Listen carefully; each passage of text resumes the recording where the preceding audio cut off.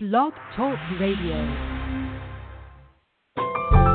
Welcome to Last First Date Radio, featuring interviews with experts in dating, relating, and mating in midlife. And now, here's your host, Sandy Weiner. Hello, everybody. This is Sandy, and I am the confidence, communication, and love coach for women over 40. Every Tuesday, I love bringing you top experts and cutting-edge authors who teach you how to sustain and attract healthy relationships. Today, I am going to be speaking with relationship coach Galen Erickson about creating a culture of empowered, compassionate manhood. That's the kind of manhood we like, so I can't wait to talk to Galen about this. And what I find is in this age demographic is there's a lot of giving up on dating. There's a lot of confusion about masculine and feminine and how we all show up in dating as, you know, are we too masculine as women? Are men, you know, going so far to the other extreme that they're becoming more feminine, and we're all turning each other off. So I'm excited to talk to Galen today and hear what he has to say. Every week I do bring you a tip on how to be a woman of value, and this week's tip is step number 16, which is don't make assumptions. Assumptions make an ass of you and me, as they say, and as Henry Winkler said, assumptions are the termites of relationships, and I love that one because we just start eating away at each other when we make assumptions, and instead I encourage you all to look at the facts, see what you actually know, and only rely on the knowledge you have in a relationship. And when you don't know something, don't fill in the blanks. Ask questions, get curious. So much better. So I hope you take away step number 16, don't make assumptions. I wanted to give a shout out for my Woman of Value live retreat. This is my annual event, and it's filling up. We are going to be closing the doors soon, I think on Sunday, and around November 1st. And tomorrow, October 25th, is the last day to get the $100 off discount. So if you are interested in becoming the woman of value who attracts her best partner by learning to speak up, show up, and take responsibility for her emotions. This is a woman who understands men, and she doesn't make assumptions. She starts asking good questions. She does not sabotage her love life. And you really can take back your control in dating by controlling what you can and giving up control of what you can't. I just did a whole video on that. So if you want to come to this retreat, please don't hesitate or you will lose your spot. The way to join is to go to my website, lastfirstdate.com/retreat, lastfirstdate.com/retreat, and join today. And if you are not yet in my Facebook group, my private Facebook group, Your Last First Date, join us. Join us after the show. This is a fabulous place to be. We are almost 2,000 women strong, and the conversation is always positive, supportive, and quite juicy. Now it is time to introduce our special guest today, Galen Erickson. He is a men's work facilitator and a relationship coach. He is committed to dismantling toxic masculinity and creating a culture of empowered, compassionate manhood. His work as a dating and relationship coach focuses on identifying self-limiting stories and practicing following the heart towards genuine connection. I love it. Please join me now for episode number 277, Empowering People to Connect with Consent, Compassion, and Courage. Welcome to the show, Galen. Hello, hello. Hello. Consent, right? compassion, and courage. Yeah. Sounds good, right? Yeah, it sounds great. So let's first define consent. Well, before we even go there, I always like to know, I'm just a curious person, how did you get into this business? Oh.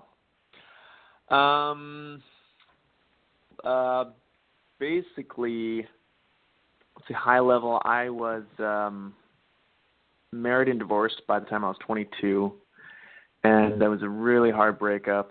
I just kind of went for broke, but I was just really, it was a tough one, and so I decided to just explore everything and fix it and just dive in, and I ended up getting into Buddhism and Taoism, and then ended up meeting up with this tantric master who had moved to Seattle, and so I did this intensive tantra training with him, and then an apprenticeship thereafter, and he taught me group facilitation as well as these individual connection techniques, and this sort of launched me on this path of loving connection as part of spiritual practice.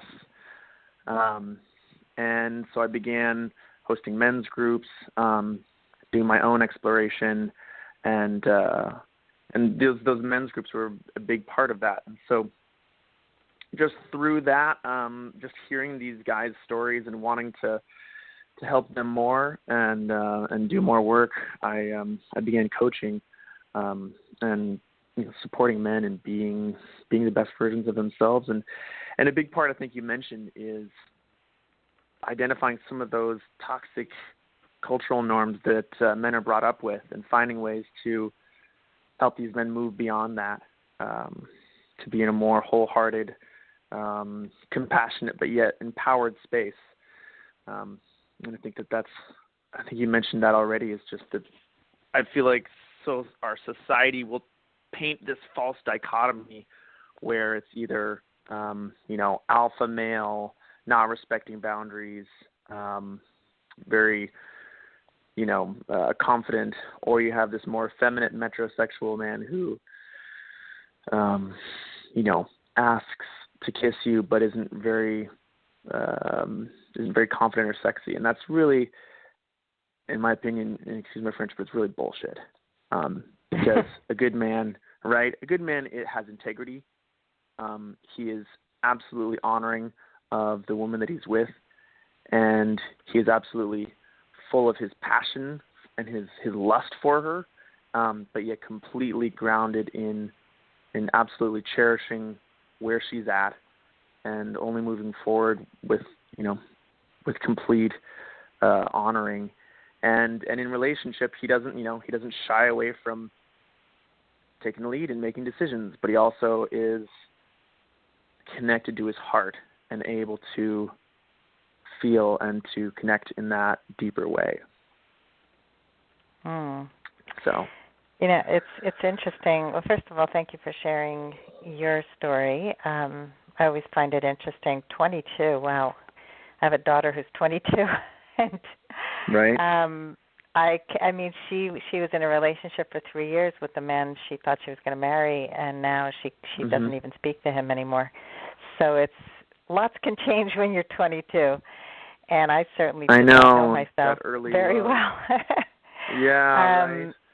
Oh. Yeah, but I love that you explored how to do better, and in my group of women, they're always saying, is there like a brotherhood somewhere of men who are doing this parallel work? Because we would love to meet those men. And I say, yes. Yeah. There are men like that, and I've actually interviewed several men who run men's groups, and I think it's a wonderful thing that the people who are trying to do better, especially in this confusing time that we live in, those are the people who succeed in life and love. And I think that the same energy we bring to work, it's got to be different when it comes to relationships, both for men and women. And you kind of touched on it a little bit here. So the man who takes charge and he's like making all these decisions all day, the same with successful women. When you bring that energy to dating, then you can be controlling, you can be combative. So if you could elaborate a little bit on that, like what is the harm of bringing your work self into the dating and relationship sphere? Yeah. It's like you said, in our professional lives, the work culture requires us to be, emotionally, what's the word? I was just talking with a colleague about this. Sterile. The work environments are emotionally sterile. We are pushed to be in our brains, to think very rationally and logically, to problem solve. Now there's those who will argue that actually work is more effective when you're more heart-centered in your workspace. But that tends to be the culture that we work in. And that's really antithetical to the magic of connection. Because the magic of connection and relationship, it's that indescribable chemistry. It's opening up our emotional world and allowing ourselves to connect on a level that's beyond that rational mind.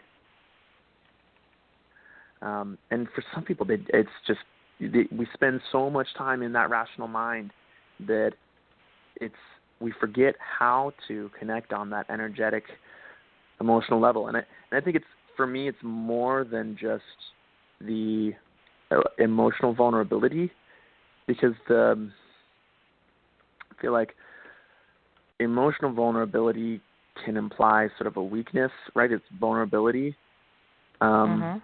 And more than that, I like to talk about just energetic awareness and energetic connection, right? When you feel someone's energy, right? If everyone talks about, someone walks into a room who has a weird vibe or a good vibe, right? You can feel something. Well, you don't have to get too woo-woo on this, but you can sort of feel someone's energy. And the more you're able to tap into that sense, the more you can connect with someone on that energetic level, which is really where I believe the magic of relationship happens. I agree with you.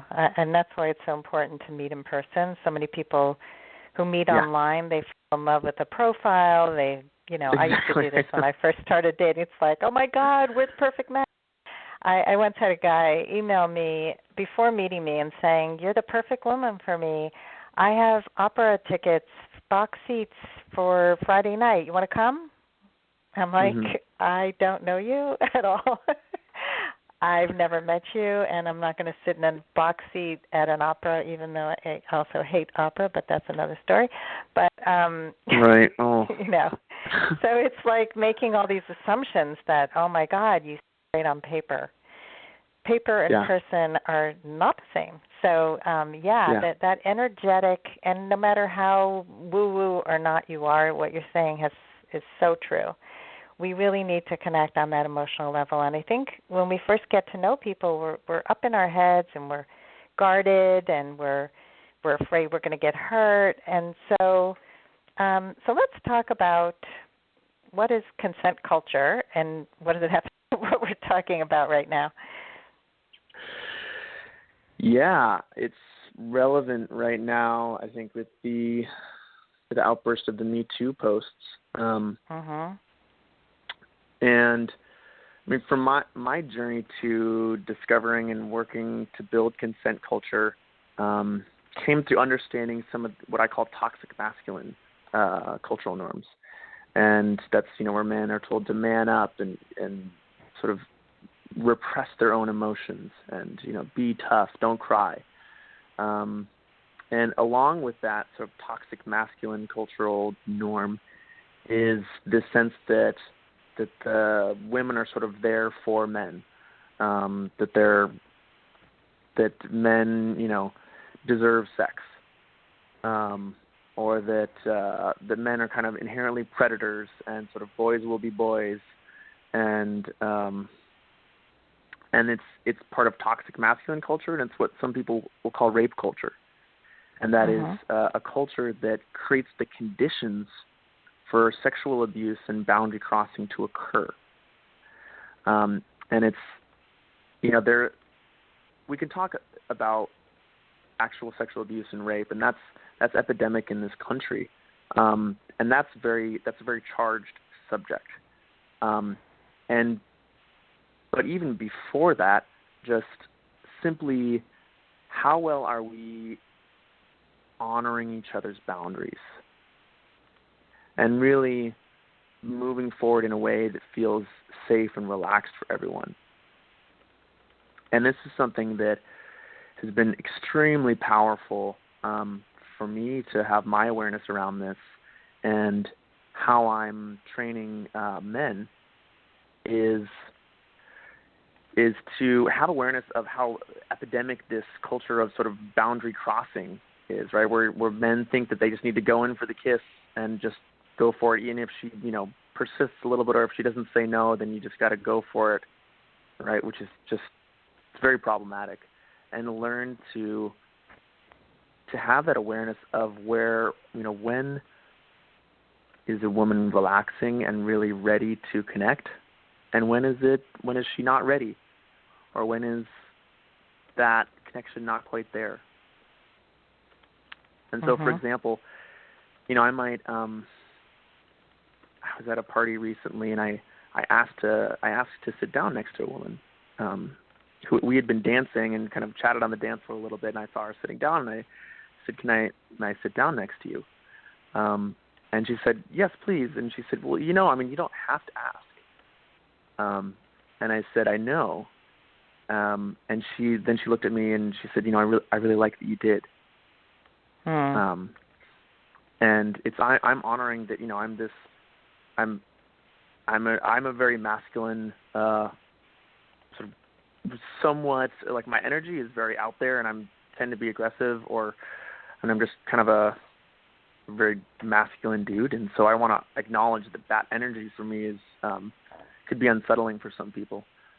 And that as I engage with someone that I'm interested in, I want her to know absolutely that I completely cherish where she's at, and that I'm not going to push her into something where she doesn't want to go. I'm not going to coerce her or push her into a place that she's not ready to go to. So that's a bit of a first level on I love that. Yeah. I wrote about this for the Good Men Project, about the importance of building trust and not pushing for sex too soon. And I happened to have been going on a date with somebody who was in a big hurry to be physical. And after our first meeting, he sent me a text, "What are you doing right now?" And it was like, "Why do you want to know?" Well, I had some free time before I go off to New Jersey and was wondering if you want to come over to my place. And I was like, "Nope, that's not going to work for me, but I would love to see you for lunch or dinner sometime." So I was setting a boundary and letting him know no without making him feel ashamed. And we met for sushi the next day, and he sat next to me in the booth and kept touching me and kept saying, "Can I touch you here? Can I touch you here?" And I kept saying, "No, I don't know you that well, and I don't feel safe with you yet." And I was so blatant about it. And he kept saying, "Oh, yeah, no, I totally get it. Totally respect that." And then he never saw me again because I wasn't willing to be his booty call. So I think, it's important to set those boundaries, and it's also important to do them with kindness. So is there some way that you would recommend that people do that? Because I think what happens is often people become harsh and sort of demanding, like, "Get off me, don't touch me, who do you think you are?" Any kind of languaging that you would suggest around setting boundaries in terms of physical touch or, pacing of a relationship? Yeah. First off, in this, I want to acknowledge that women out there are dealing with a difficult situation, in that men are the ones who need to learn to have boundary awareness and energetic awareness, and so often in the consent conversation, it will tend to be teaching women how to say no more forcefully, or how to how to set their boundaries, when really it needs to be men learning how to have that boundary awareness and how to relax and how to honor her sovereignty.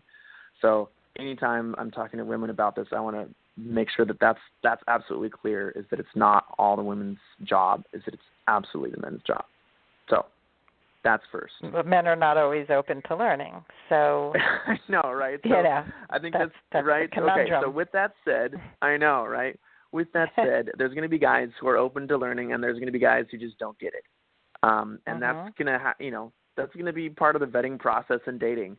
But I think one of the things is that guys will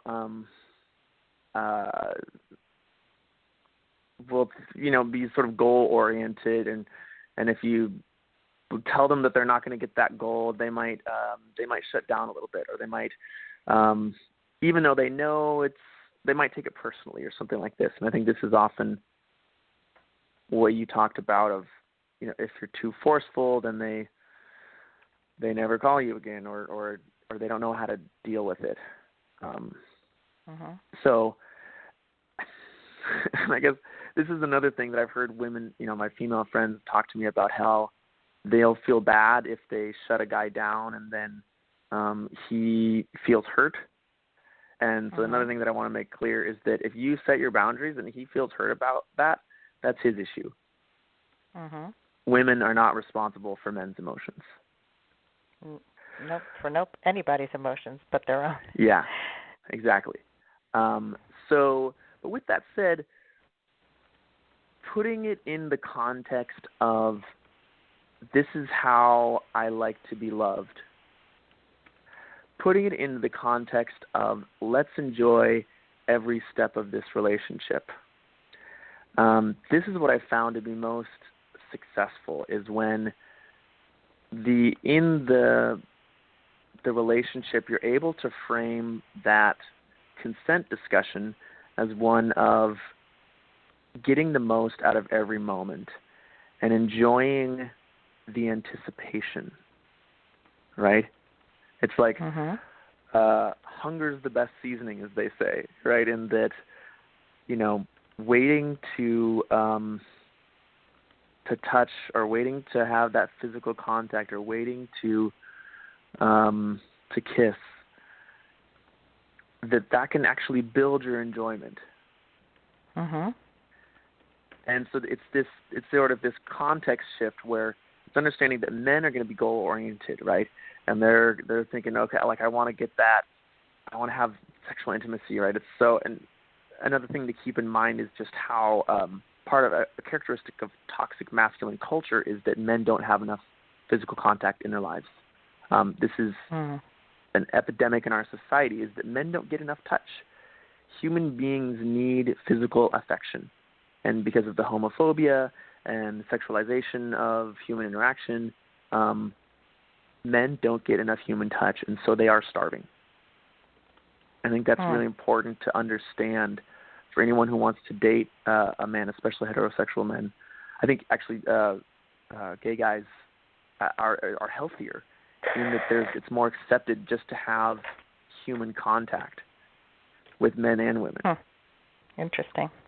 So, yeah, it's an important thing to know. I think that's something that women often don't realize, is how much these guys are starving. But if you can switch the context from, like, the men are like going for their goal oriented because they're really hungry, right? It's like, instead of saying, no, I'm not going to let you get what you want, it's saying, let's enjoy the process, and let's enjoy just the subtle process of getting to know each other. And it's not saying, no, I won't let you touch me, or no, I won't be intimate with you. It's saying, let's enjoy this first step of just having, what is it like to sit across from each other at a table? Can we enjoy just that moment? What is it like to make eye contact? Can we enjoy just that moment? And this is a really powerful thing that women can do, because they're inviting a man into this deeper energetic connection. And the same that women will be in their logical brain and with work, men are even more so, I think, in their logical brain with work, because I think biologically men are better at disconnecting from their emotions, whereas women are better at connecting to their emotions. So this is a way that a woman can invite him into more of that energetic connection of just saying, I want to look at you in the eye. I want you to be over there on the other side of the table, and I just want to enjoy looking at you, and I want you to enjoy looking at me. I love this. I think, right? Often we don't understand each other, and women come to relationships expecting men to be hairy women, and men come in expecting women to be just like them, and and when you have the compassionate understanding that, okay, as women, we have that emotional connection. We have the ability to connect emotionally because we've been doing it our whole lives, and that's how our brains are wired. And if we're expecting men to just be able to do everything we can do, then first of all, that's ridiculous. And second, it creates a disconnect, and it creates anger. It creates assumptions that aren't true, And so this is so important. I love that you're saying all this. And I think it's really important for women to understand that they are more skilled at emotional connection than men are. And with that in mind, it can be frustrating when a man doesn't know how to connect to his heart. And it's not that, sometimes maybe he refuses to open up emotionally, but I think most of the time men just don't know how. Yeah. And even me, doing all the tantra work that I do and the emotional coaching and relationship coaching that I do, like my girlfriend she teaches me how to connect more deeply to my heart. She is my teacher, and I am so grateful when she's able to show me what it feels like and give me tips on how to drop in more deeply. That way I can learn from her. Yeah. I'm sure you're teaching her as well. Absolutely, yeah. I mean, there's other things where or I can teach her how to, no matter what it is, we're always, teaching each other and helping lift each other up and noticing how we can love ourselves more through loving each other more.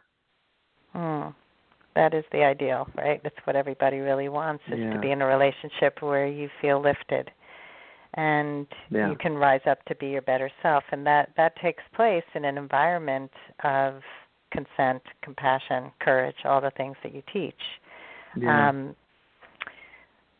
So just as we come to an end, just wanted to get a little more clarity about embodied consent. I don't think we've really touched on that very much. Yeah.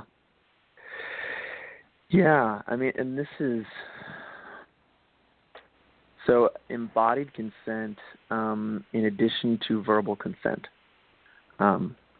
I am a huge fan of verbal consent. If I'm on a first date or in the first,